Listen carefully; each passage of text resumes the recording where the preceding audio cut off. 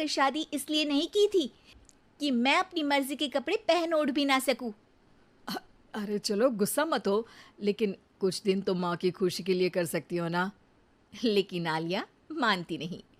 माँ आती है सिंपल सी साड़ी, झोला और चप्पल पहनकर। अरे रोहन, मैं इनके साथ कैसे रहूंगी? मेरी फ्रेंड्स क्या कहेंगी?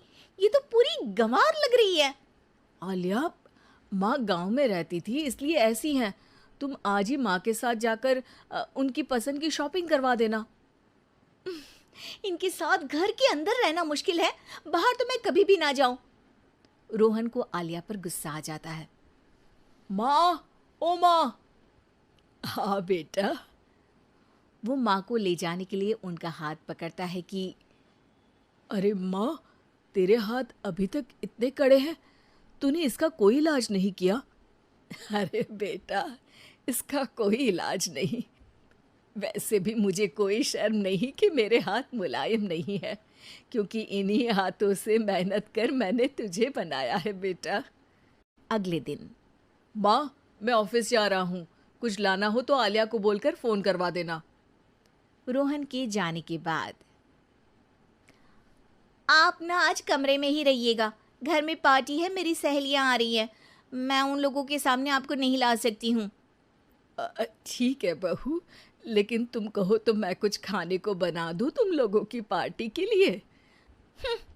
वो लोग सिर्फ कॉन्टिनेंटल या थाई फूड ही खाते हैं। कोई बात नहीं, कभी इंडियन खिलाने वाला कोई मिला नहीं होगा ना। मैं बनाकर कमरे में चली जाऊंगी।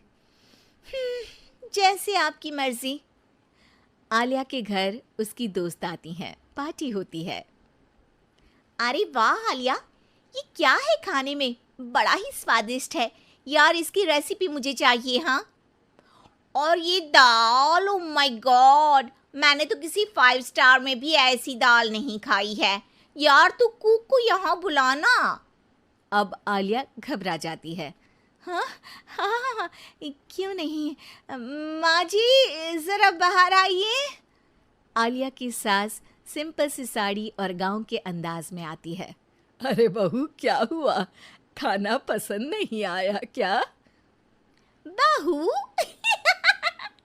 अरे ये गांव से दिखने वाली औरत तुम्हें बहू क्यों बोल रही है? कौन है ये? वो हमारी नई नौकरानी है। सास बहू की बात सुनकर बहुत दुखी हो जाती है।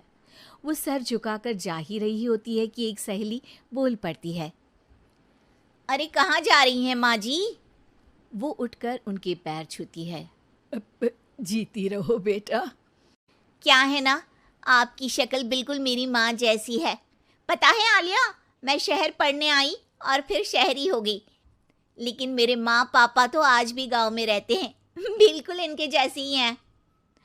आप यहाँ बैठिए ना आंटी, आप सच में बड़ी खूबसूरत है और आपके हाथ का खाना तो लाजवाब है। काश ये मेरी सास होती। सभी सहेलियां सास को घेर कर बैठ जाती हैं और उनसे खाने की रेसिपी पूछ रही होती है कि तभी घर की बेल बजती है और रोहन आता है। अरे क्या बात है, आज आप लोग हमारे घर में? और ये लोग तो मुझे आलिया से ज्यादा माँ की सहेलियाँ लग रही हैं। क्या ये आपकी माँ है? लेकिन आलिया ने तो कहा कि ये उनकी नौकरानी है और इन्होंने भी नहीं बताया। वो नहीं बताएंगी, क्योंकि उनके लिए बच्चों की इज्जत और उनकी खुशी सबसे पहले है। मुझे माफ कर दो, मुझे इन्हें तुम लोगों से मिलवाने में शर्म आ रही थी कि तुम लोग क्या कहती। अरे अब तो हमें शर्म आ रही है कि तुम हम लोगों की सहेली हो। हाँ, जो माँ जैसी सास को नौकरानी बोले वो हमारी सहेली नहीं हो सकती।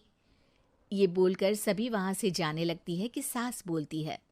आलिया की तरफ से मैं तुम लोगों से माफ़ी मांगती हूँ। उसने जो कहा उसके लिए मैं उसे माफ़ करती हूँ। अब तुम लोग भी उसे माफ़ कर दो, क्योंकि अगर तुम लोगों ने उससे दोस्ती तोड़ी तो फिर मेरे हाथ का खाना कैसे खाओगी? नहीं नहीं आंटी, जरूर आएंगे, लेकिन अब आलिया की नहीं बल्कि आपकी सहेली बनकर।